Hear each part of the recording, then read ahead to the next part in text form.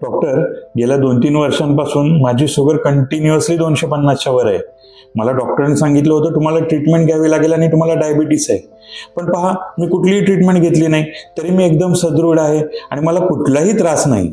तुम्हालाही तुमच्या साखरेबद्दल असंच वाटतं का? थांबा, तुम्ही खूप मोठी चूक करत आहात.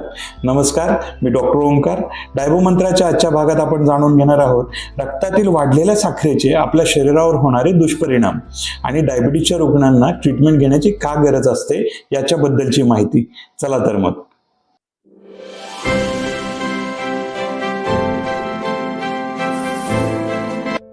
तर मित्रांनो, डायबिटीसला सायलेंट किलर असं म्हटलं जातं.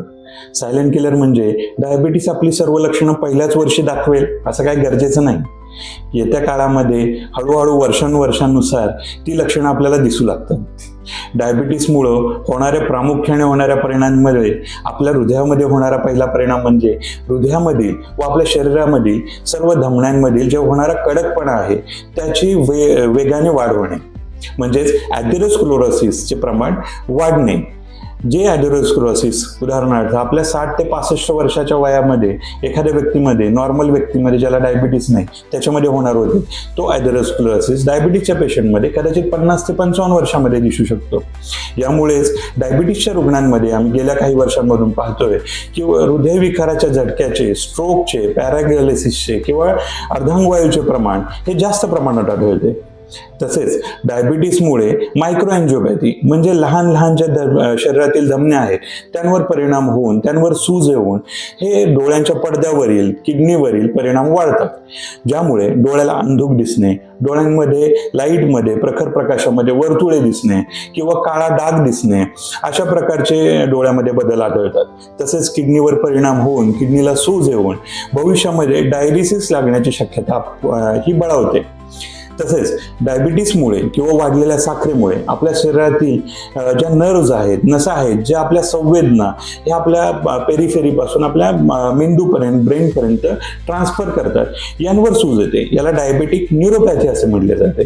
तर या डायबेटिक न्यूरोपॅथीचे प्रमाण साखर कंट्रोलमध्ये नसल्यामुळे वाढते. त्यामुळेच आपल्याला पेन परसिव्ह होणे, म्हणजे पायाला चालताना जखम झाली तर ते नकळत झाल्यामुळे पायाला डायबेटिक फूट होणे, तसेच आपल्या हाताला इजा झाली तर ते नकळत होण्यामुळे त्या ठिकाणी ती जखम वाढत जाऊन त्यामध्ये पस भरणे, तसंच हृदयविकाराचा झटका आल्यानंतर ती पेन परसिव्ह न झाल्यामुळे सायलेंट हार्ट अटॅक येणे, अशा प्रकारचे वेगवेगळे अनुभव आम्हाला पाहण्यात येतात. तर यामुळे जर तुमची शुगर जरी कंट्रोलमध्ये नसेल आणि जर तुम्ही त्याची ट्रीटमेंट घेत नसाल, ते अत्यंत चुकीचे आहे. कारण येणारे या भविष्यातील धोक्यांना सावध होऊन तुम्ही आजच तुमच्या डायबेटॉलॉजिस्ट किंवा तुमच्या फॅमिली डॉक्टरांशी कन्सल्ट करून साखरेची ट्रीटमेंट त्वरित चालू करावे. मित्रांनो, डायबो मंत्राच्या आजच्या एपिसोडमध्ये आज आपण पाहिले की डायबिटीसची ट्रीटमेंट न घेण्याने होणारे भविष्यातील तोटे. अशाच प्रकारच्या वेगवेगळ्या विषयांवर माहिती घेण्यासाठी तुम्ही डायबो मंत्राला सबस्क्राईब करा आणि फॉलो करा.